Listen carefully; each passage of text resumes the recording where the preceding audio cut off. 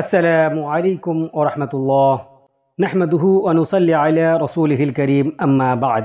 সম্মানীয় দর্শকবৃন্দ, আশা করি আল্লাহর রহমতে আপনারা সকলেই ভালো আছেন। আমিও আল্লাহর অশেষ কৃপায় খুব ভালোই আছি, আলহামদুলিল্লাহ। আজকের ভিডিওতে আমরা একটি ছোট্ট এবং গুরুত্বপূর্ণ তাসবিহ ও দোয়া শিখব, যেই দোয়াটি পাঠ করলে আমাদের সমস্ত গুনাহ খাতা ক্ষমা করে দেওয়া হবে।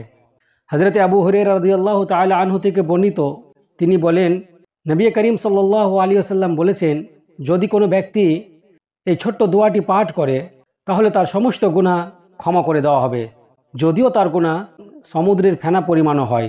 সহিহ বুখারী। তো দেরি না করে চলুন আমরা আজকে এই ভিডিওর মাধ্যমে কি সেই ছোট্ট দোয়া এবং কি সেই ছোট্ট জিকির যেটি পাঠ করলে আমাদের সকল গুনাহ খাতা ক্ষমা করে দেওয়া হবে শিখে নিই। দোয়াটি হলো সুবহানাল্লাহি ওয়া বিহামদিহি।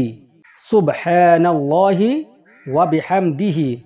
আমার সাথে সাথে বলুন, সুবহানাল্লাহি ওয়া বিহামদিহি। এই দোয়াটির অর্থ হলো, আমি আল্লাহ তাআলার প্রশংসা ও পবিত্রতা বর্ণনা করছি। সহিহ বুখারী হাদিস নম্বর 6405। অবশেষে দোয়া করি আল্লাহ রাব্বুল আলামিন যেন আমাদের সকল মুসলিম নরনারীকে এই ছোট্ট একটি দোয়া ও জিকির পাঠ করে আমাদের সকল গুনাহ খাতা ক্ষমা করে নেওয়ার তৌফিক দান করেন। আমিন। আসসালামু আলাইকুম ওয়া রাহমাতুল্লাহ।